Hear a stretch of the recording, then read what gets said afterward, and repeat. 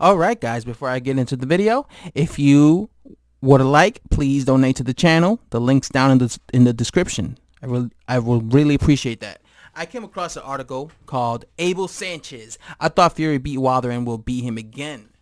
So I'm going to be quoting what Abel Sanchez had to say. I like Tyson Fury. I just think he is a good fresh breeze for our sport. He's a talent. He's the kind of guy who you went to school with, a real smart guy who didn't study for the test and he aced it every time. And you studied and didn't get a good grade.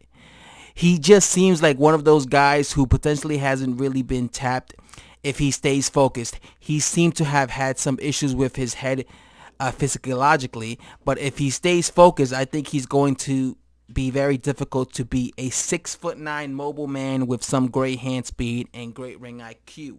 He's going to be difficult if he can stay on his game, on his A game. I thought he beat Wilder the first time. Wilder is a very good fighter too, but I thought Tyson just did more. If it wasn't for the 2 rounds he got knocked down, I thought Tyson won most of the rounds. I think he does it again. I think he has more confidence now. He likes being in front of the camera. He likes the position he is in right now, and it is going to be difficult to take it away from him. He is a smart man. He knows that he is going to have to work to stay there. It is going to be extremely it's going to be extremely difficult to beat him because he loves his attention right now. So that is what Abel Sanchez had to say. Former Gennady Golovkin trainer, and also former trainer of, I believe he trained Andy Ruiz Jr. at one point. Yeah, he did. I believe they trained him for the Joseph Parker fight. So he's basically saying that he, as you can see, he said that he thought Andy Ruiz, that he thought Tyson Fury beat Deontay Wilder the first time around, and a lot of people felt that way. A lot of people felt that the majority of the rounds where Wilder did not drop Fury won, and I was one of those people. I felt that Fury clearly won the majority of the rounds. There was some rounds where both of them weren't really doing enough, but I felt just personally that Wilder was getting outboxed for the majority of the fight.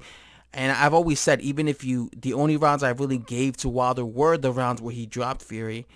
Because, like I said, the other rounds he was either getting outboxed, A, B, they weren't really doing enough, so it was like a draw type of round. So he feels that as long as Tyson Fury stays with his head right, he'll be able to beat Wilder in the rematch.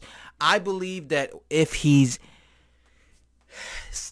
fights the same game plan in that he did the first time, he should be able to possibly win rounds against Wilder. He really just has to not get dropped. That's really it. Because maybe he won't be as lucky as he was the first time. Where, like, say, imagine Wilder lands the same combination he landed on Fury the first time, but this time he's out cold. Like, he doesn't get up like the Undertaker. He doesn't get back up. So, and again, also, if the fight happens in the U.S., a lot of people say that they give Wilder the draw to save him and for him to keep his. That was like a way for him to keep his WBC belt because they didn't want Fury to beat him. So. You don't need to be getting dropped by Deontay Wilder. Not just because A, this could cause for you to get a draw again. B, you get knocked the fuck out. As long as he's able to stay on his feet for 12 rounds, I believe he could outbox Wilder because he's proved to me that he had the ability to outbox Wilder. Right? He outboxed Wilder for the majority of the fight. Like I said, if you look at my post fight, I said that they robbed him. I still feel that they robbed Tyson Fury.